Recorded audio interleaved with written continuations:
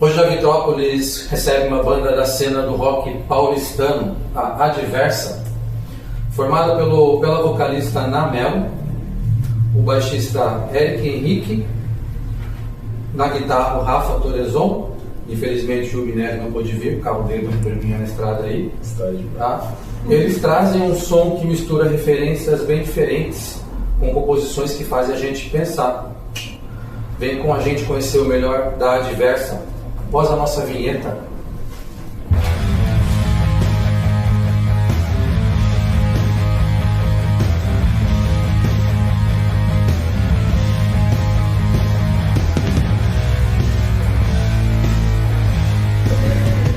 Como que vocês se conheceram no começo? Vocês se conheceram numa escola de música. Mas vocês faziam parte da mesma turma, no mesmo horário? Ou tipo, teve um festival e nesse festival vocês se conheceram? Como foi esse rolê? Então, na verdade, não. Na verdade, a gente... Porque lá eram aulas particulares, assim, né? Um aluno com um professor. Então, a gente nunca se encontrou na escola por conta das aulas, né? Só que o professor debaixo do Eric era o mesmo que dava aula de guitarra pro Rafa. Tá. E a Adversa, eu não fazia parte da banda ainda, eu fazia aula de piano na época lá. E nem eu e nem o Eric fazíamos parte da Adversa, né? Era uma outra formação, o Rafa já estava na banda, o Will também, que é o baterista que não tá aqui, também fazia parte da banda. E eles estavam procurando um baixista.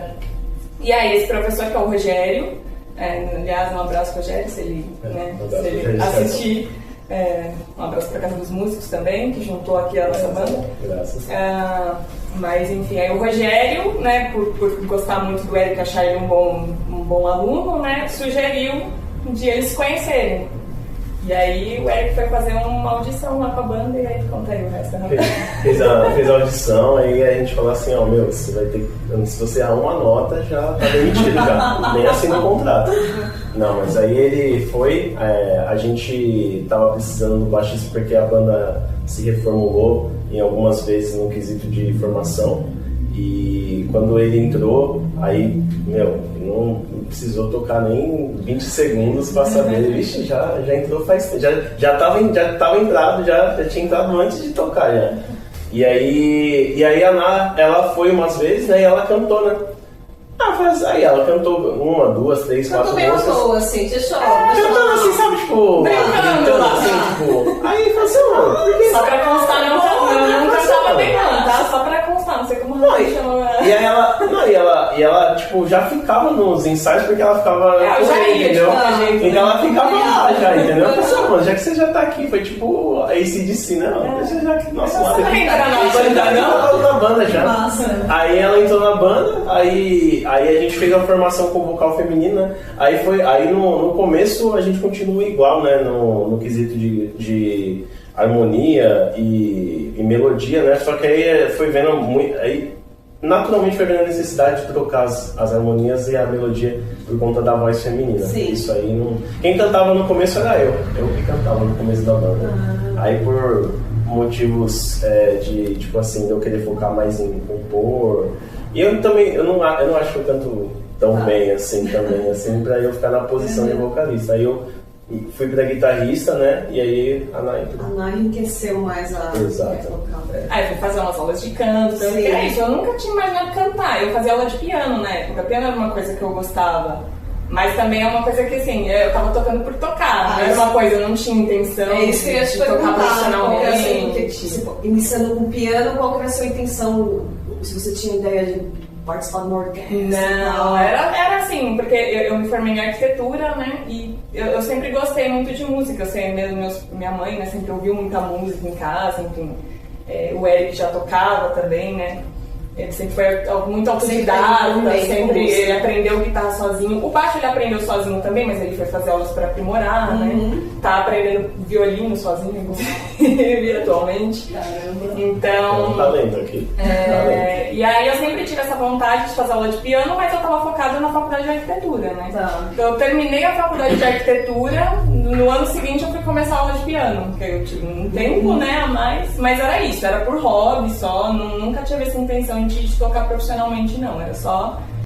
Como foi o início da banda lá em 2015? Foi um clique imediato ou foi construído aos poucos até a formação atual em 2018? Foi construído aos poucos, né? 2015 era apenas eu e o baterista. Aí a gente já tinha um amigo nosso que é o Ícaro, né? Que tocava guitarra, eu cantava e tocava baixo, né? Aí a gente conseguiu mais 2. Também todos eram alunos, com exceção do Will, que não era aluno da Casa dos Músicos, mas era aluno de uma outra escola de música que o professor de bateria da escola dava aula lá também. E aí ele recomendou o Will pra gente, e aí eu conheci o Will em 2015. Aí a gente começou a tocar cover, fazendo aquele processo natural da banda de tocar os covers, se identificar, sair, comer um hambúrguer, se divertir, não sei o que e tal. E aí a gente foi indo, e aí depois de, acho que foi um ano tocando, um ano e pouco, a gente falou assim, cansamos de ouvir as mesmas coisas, de ficar nesse 1980, 1970, 90, que é muito bom, né? Não é ruim, né? É muito bom. Eu escuto de vez em quando até hoje, mas a gente queria fazer a mesma coisa que eles fizeram lá. Em 80 a gente queria fazer a mesma coisa agora. Legal, cara. Mas é isso. Nala e Eric são irmãos. E, como que é na banda? Como funciona isso? Se vocês se ajudam, se às vezes rolam umas treta? Treta não. A gente tretava muito quando era criança. Qual que é a diferença de idade? 5 anos. Tá. 5 anos, mas ele com 5 anos, eu com 10, eu apanhava dele, tá? O Eric era uma pestinha, mas hoje não, hoje ele é tranquilinho. Hoje a gente não briga mais, ele é bem tranquilo, tanto que, né, dá pra ver que ele não fala muito. Daqui a pouco eu vou cutucar ele aqui pra cima. Mas é bem tranquilo, assim, eu acho que... Mas a gente não conversa muito sobre a banda em casa, assim, tá. Até porque acho que nos nossos horários, assim, eu trabalho o dia inteiro fora, né, então... a gente se vê mais à noite e tudo mais, então ele gosta de ficar no cantinho dele ensaiando sozinho. Eu também, quando eu tenho que ensaiar alguma coisa, eu ensaio, me fecho lá no quarto e ensaio sozinha. Então a gente é praticamente como se a gente não, em relação à banda, é praticamente como se a gente não morasse junto. A gente se junta pra ensaiar com a banda, né? Mas na hora de criar, como que é esse... Normalmente a gente gosta de estar junto, toda a banda também. Tá. A gente cria, normalmente o Rafa compõe mais as letras, né? Todo dia ele vem com uma letra diferente. E aí normalmente ele já vem com uma melodia pensada, então ele mostra a ideia dele e a gente, como banda, a gente vai lapidando, cada um vai dando uma ideia, né? Às vezes ele mesmo fala, pensei o baixo desse jeito, pensei a bateria desse jeito, mas aí cada um vai colocando uma ideia e a gente vai fazendo quase como uma produção assim em conjunto pra chegar no resultado final da música, né? Mas a gente gosta de fazer isso mais como banda mesmo. Eu e o Eric, a gente só faz mais isso quando a gente se junta todo mundo mesmo. Legal. Nossa. Isso aí, tá show de bola, né? O nome Adversa, cara, é bem diferente e cheio de significado. Como surgiu essa ideia de adicionar adverso?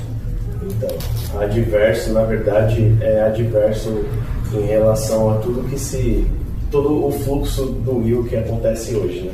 Então, a gente está falando aí de que a gente, na verdade, está se tornando uma banda numa posição de crítica, uma posição de cobrança, crítica, de relembrar conceitos antigos, da gente fazer comparações, equiparações, fazer reparações do passado, né? De coisas que aconteceram há muitos anos, que refletem até hoje a nossa sociedade, né? Então a ideia do Adversa é da gente estar sempre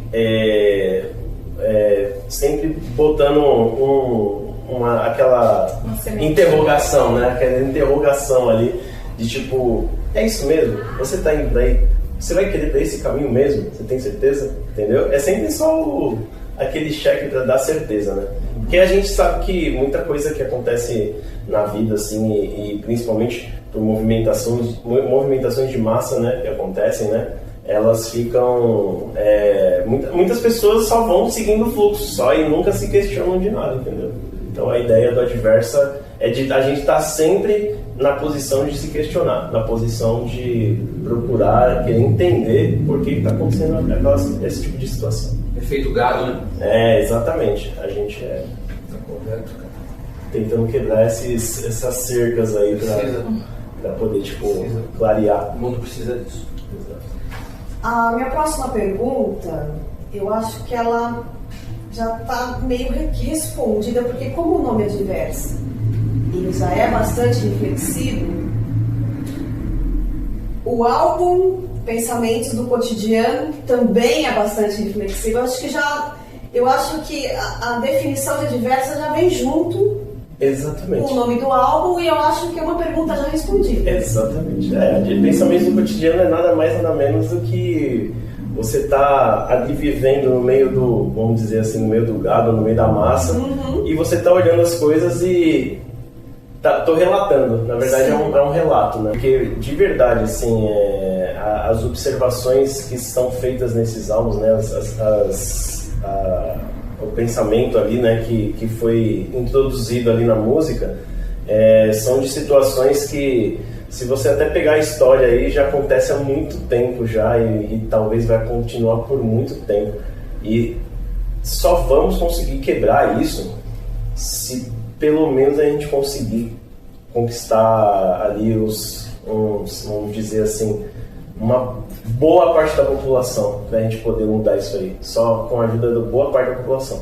Até falo pra eles, né, que eu acho que a maior força que tem na sociedade é o próprio povo. É o próprio povo. Porque, na verdade, no final, não sabe usar a força que tem. No final das contas, a gente é um cardume que a gente tá nadando cada um para um lado e a gente não nada junto.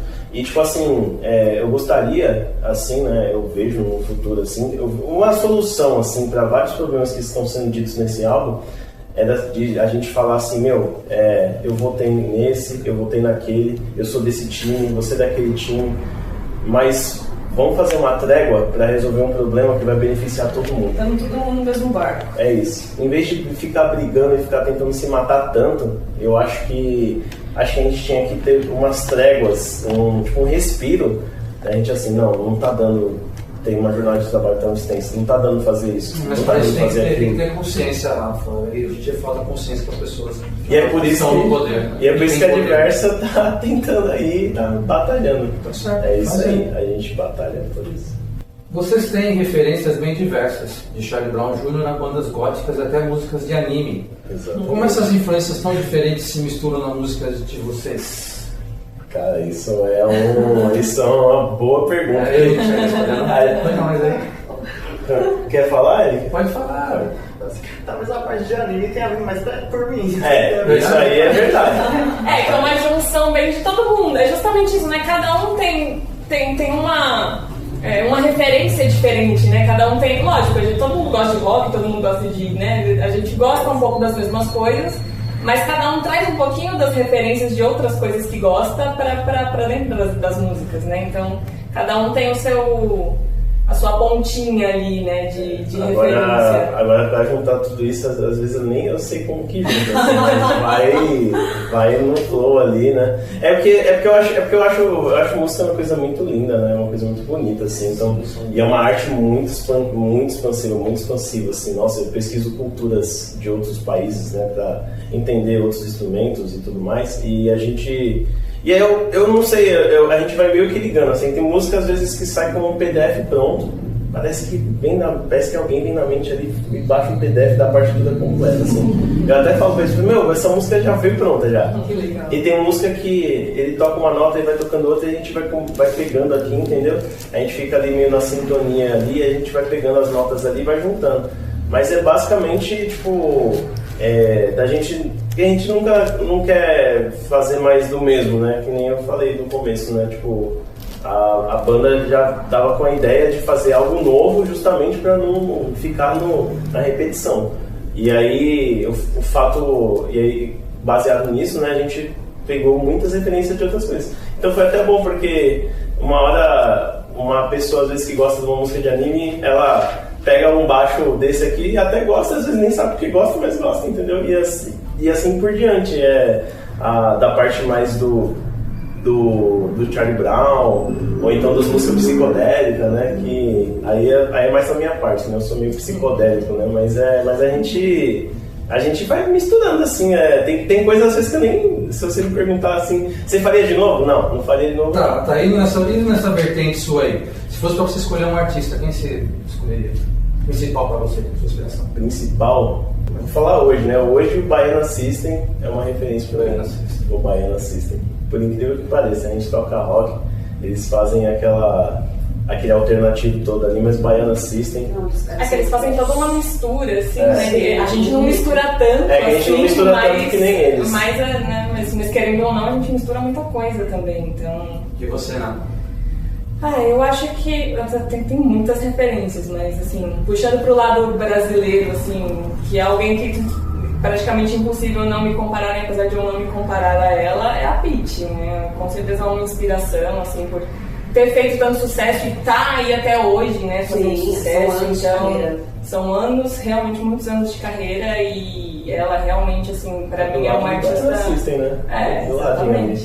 Do lado. Pra mim é uma artista completa, assim, realmente é uma referência pra mim, assim, como artista, como pessoa, né? Como mulher, então... Show de bola. E você? O baixista, o Cliff Burton, foi o baixista que mais me inspirou a tocar baixo também. E o que me inspirou a tocar com 6 cordas que eu tô tocando agora é um baixista desse ele tocava 4 cordas aí, faltou notas pra ele. 4 cordas eram cara, então tá lembrando que, tá faltando aí, eu tô precisando demais. Tá faltando nota aqui. Depois de 6 aí, A música Distorção fala sobre como a história às vezes é contada pelos vencedores. O que inspirou essa letra e como vocês deram vida a essa crítica na música? A letra da Distorção, ela foi um professor de história muito bom, Dario, um abraço para ele também. E também estudando história também depois, né, vendo documentários e tudo mais, né. E aí não sei, uma hora eu tava assistindo os filmes também, eu peguei tudo isso e falei assim, quem fica pra contar a história é quem ganhou, né?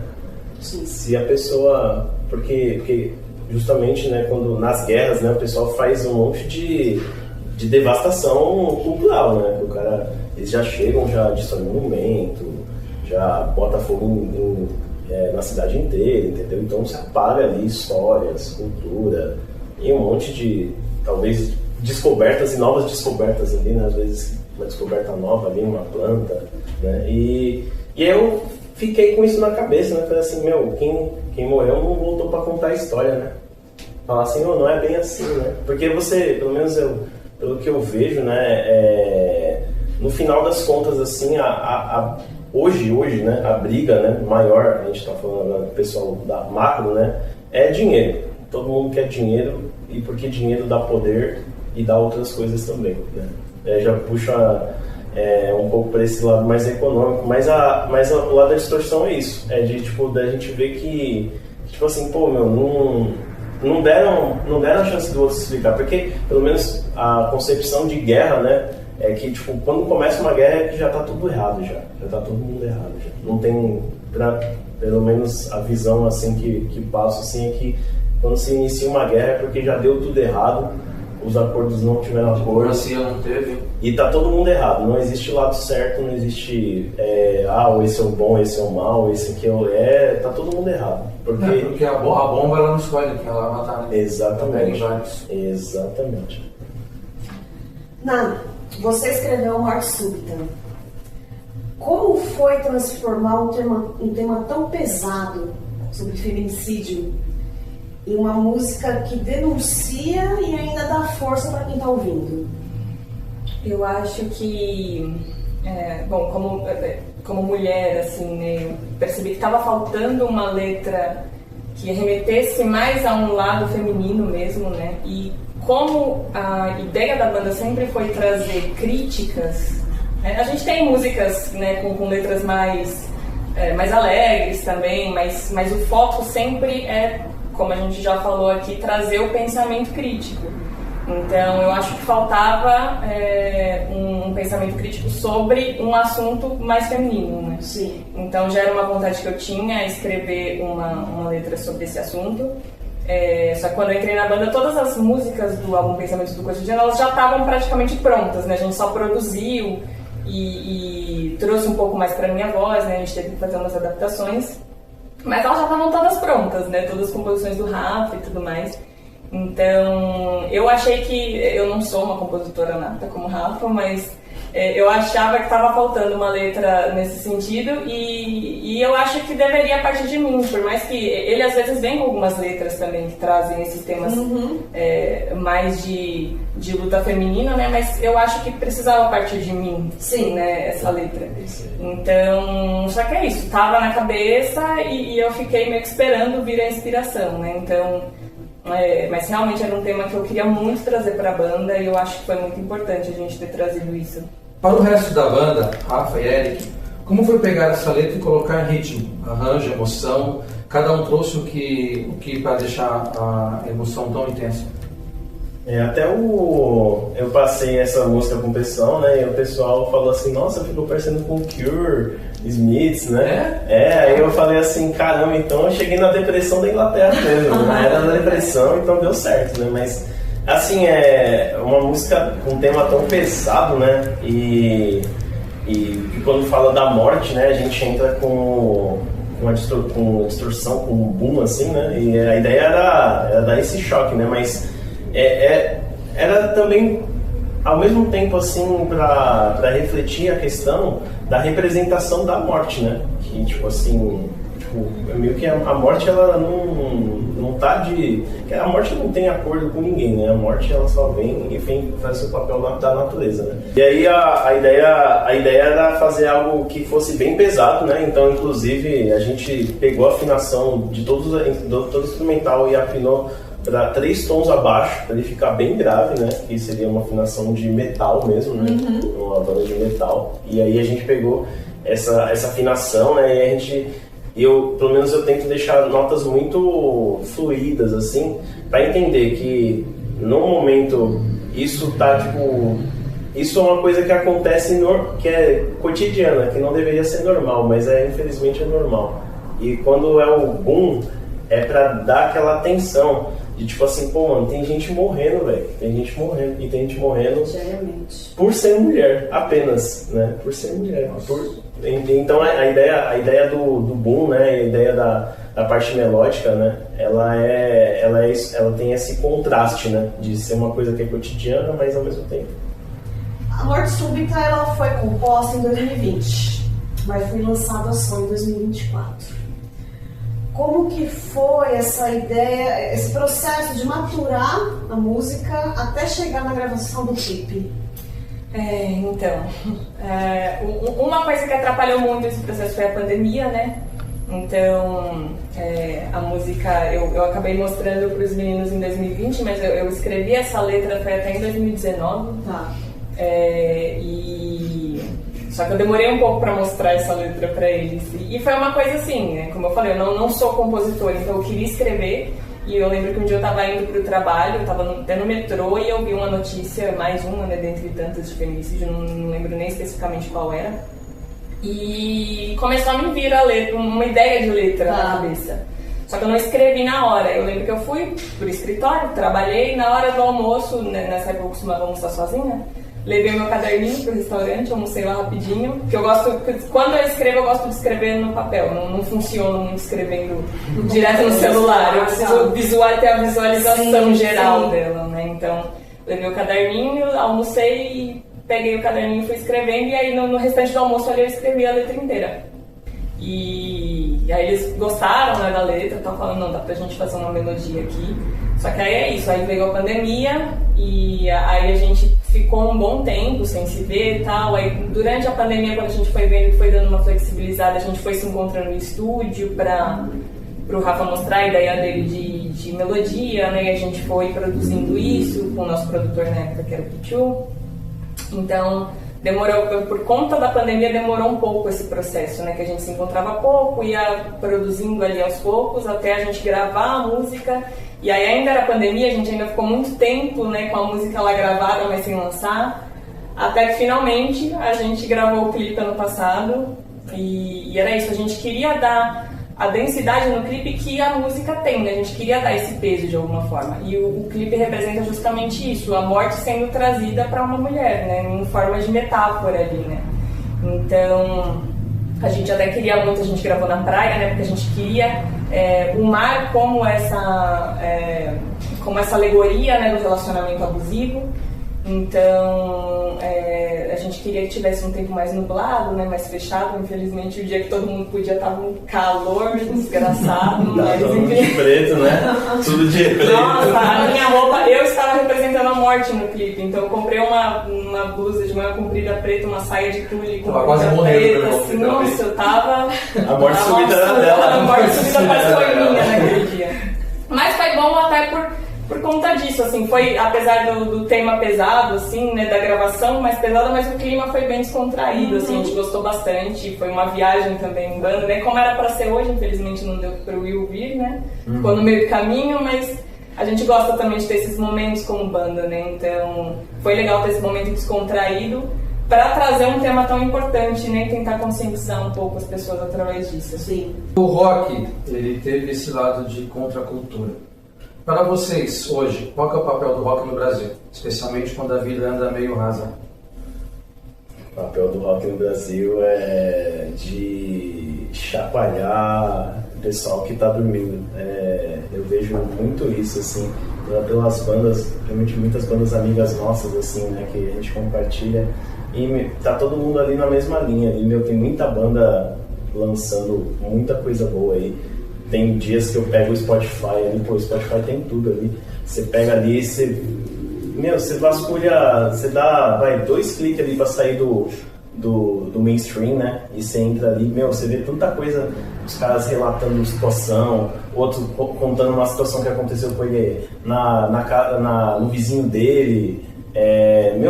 Tem tanta história. Eu acho que o rock, ele tem que ter muito esse lado da crítica, né? Ele tem que ter muito esse lado do... Ainda mais hoje, né? A gente tem que fazer mais ou menos o mesmo papel que o pessoal das antigas fez, só que a gente tem que fazer o papel com a nossa nova sociedade, que ela já é muito diferente da sociedade antiga. Não só por exemplo, em número de pessoas, mas por exemplo, de tecnologia. Informação. A gente, pelo menos de um tempo pra cá, a percepção que tem é de que, tipo, coisas que pareciam ser banais ali, ter uma rede social, você fazer uma postagem, jogar um negócio no WhatsApp, né, num grupo com pessoas. E hoje isso tem uma importância enorme. A gente viu um estrago que a falta de percepção, né? E eu acho principalmente, né, um papel, a falta de percepção que eu digo é de não ver que isso é um problema, entendeu? Eu até digo mais pra você, cara, o fato da informação ela vir já mastigada, então você já acha que aquilo é o correto e você não está procurando a fonte realmente para você pesquisar, entendeu? Isso cria muita desinformação. E ouvir também só um lado. Ouvir só uma pessoa. Se você só ouvir só um lado, perfeito. Você vai... Às vezes a pessoa sabe que é fake news, sabe que é mentira, mas ela quer acreditar nele. Ela quer dissimular aquilo mesmo sabendo que é mentira. É porque ela concorda com aquilo. Ela concorda com aquilo e ela quer que aquilo seja verdade. Isso mesmo. Então ela propaga aquilo para que aquilo de alguma forma se torne verdade. Isso mesmo. É o que você fala de ser raso, né? As pessoas são rasas, né? Então aí a pessoa tem um vazio dentro dela e ela fica querendo preencher de alguma forma. E a gente fala das nossas músicas de, sei lá, 5, 6 anos atrás ainda são atuais. Tem músicas de 30 anos atrás que ainda são atuais. Sim, então, por mais que o mundo mude muito, ainda continua muito mesmo, né, em algumas coisas. Então, a própria Morte Súbita também escrevia a letra 5 anos atrás e ainda se faz tão necessária, porque além de não melhorar, piorou. E olhando para o futuro? O que vem pela frente? Novos singles, vem EP, vem álbum e... Com certeza. E onde vocês querem chegar? Onde vocês vão assim, aquele festival tal, é nosso sonho, seja aqui no Brasil ou seja no exterior, quais são os planos? Eu acho que álbum, sem sombra de dúvida, vai ter, né? Até porque eu sou cobrado por isso, inclusive muitos amigos, cadê o álbum? Tô esperando, né? A gente lançou Morte Súbita, né? Morte Súbita já praticamente faz parte do novo álbum, né? O novo álbum já tem esse peso, né? Então a gente saiu do quarteto, né? Normal de banda de rock, né? Aquele quarteto New Garage, né? A gente vai com um metal mais alternativo, né? Novos álbuns, novas músicas, principalmente eu hoje no mundo do jeito que tá, fazer novas artes, fazer novos videoclipes, gravar, tem muita música, né? Tem muita música pra gravar, tem né? Bastante música pra gente começar, a gente tá começando a produzir algumas músicas novas, né? E tá ficando bem legal. E aí, tem coisa boa por aí. E a gente mudou um pouquinho a forma da gente se comunicar, né? Na verdade, no final das contas, música também é comunicação, né? Com certeza. É uma comunicação, né? Então a gente mudou a nossa forma de comunicar. Tipo assim, já que a gente cantou de um jeito mais assim, clean, uma coisa mais limpa, agora a gente vai tentar gritar um pouco pra ver se entra na cabeça do pessoal. Agora, lugares que a gente gostaria de chegar, eu, sinceramente, assim, se eu tocasse num Lollapalooza ou num talvez num Rock in Rio, tocar no Rock in Rio. Eu gostaria mesmo, sim, de verdade, assim, né, que eu sou uma pessoa... Aí eu penso na banda, mas também penso em todas as bandas amigas ali que a gente é tipo uma irmandade em tese, assim, né? A gente luta, a gente dependesse só de nós, assim, a gente não faria muita coisa que a gente faz graças aos nossos amigos, né? Sim. Eu gostaria de verdade mesmo, assim, de fazer um line-up só de banda de rock brasileira. É isso. Esse seria um sonho. Sim, um grande festival. Conquistado. Um grande festival. Fazer a galera pensar. Bandas autorais. Bandas autorais da cena. A gente poderia até fazer um line-up, não estou falando assim de fazer um festival inteiro disso, mas fazer um line-up inteiro só de banda brasileira, só pra gente acabar com esse estereótipo de ficar emprestando, trazendo cultura, né? Falando que a gente não tem cultura, que a gente não tem nada, que é uma salada, entendeu? E eu acho que assim, pra mim também, eu acho que tem muito show que a gente faz em um barzinho pequeno, às vezes tem 2 pessoas, mas essas 2 pessoas chegam pra gente no final do show e tipo, nossa, adorei a banda de vocês, não sei o quê. E às vezes é muito mais gratificante do que tocar pra 100 pessoas se não estão nem aí porque você tá tocando, não estão nem prestando atenção, sim, né? Então, eu acho que a gente saber que a gente levou a mensagem pelo menos para uma pessoa, aquela pessoa ali estava prestando atenção no que a gente estava cantando, na mensagem que a gente está tentando passar, isso para mim já cumpriu o meu papel ali naquele momento, né? Então, isso é o mais importante para mim. Assim. Fala pra gente como que o público, quem tá ouvindo, quem tá assistindo, como que encontra vocês, como que tá a agenda de shows. A gente acabou de fazer vários shows, então agora a gente deu uma leve parada que a gente quer focar um pouco em estúdio agora, né, de produzir essas músicas novas, né, porque como o Rafa falou, isso está sendo cobrado por um novo álbum, então a gente precisa de tempo para isso, né, então se a gente ficar fazendo muito show como a gente está fazendo, a gente tem que focar muito no ensaio e acaba não conseguindo focar muito nas músicas novas. Então, no momento, a gente pode ser que surja um show ou outro aí, então fiquem de olho nas nossas redes sociais, principalmente Instagram, @adversa, lembrando que é com 2 Ds, ADDversa. ADDversa. Pode encontrar a gente lá no TikTok também é a mesma coisa, no Facebook é a mesma coisa.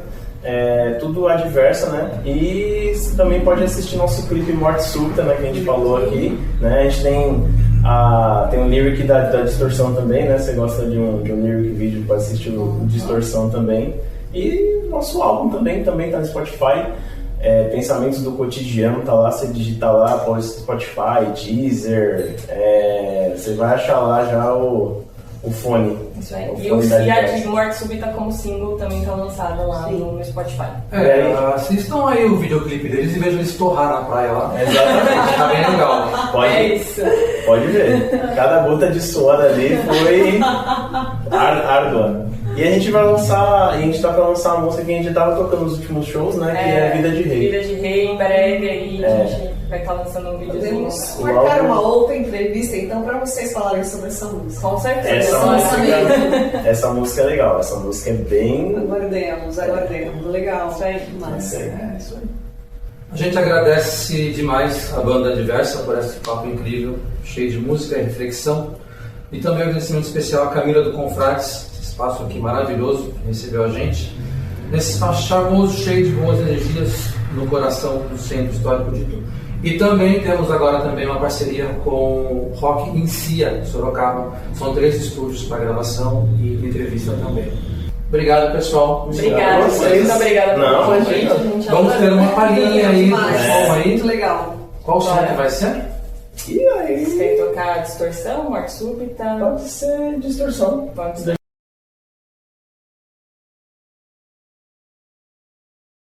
E aí galera, somos a banda Adversa, essa aqui é a nossa versão acústica de Distorção para Vitrópolis.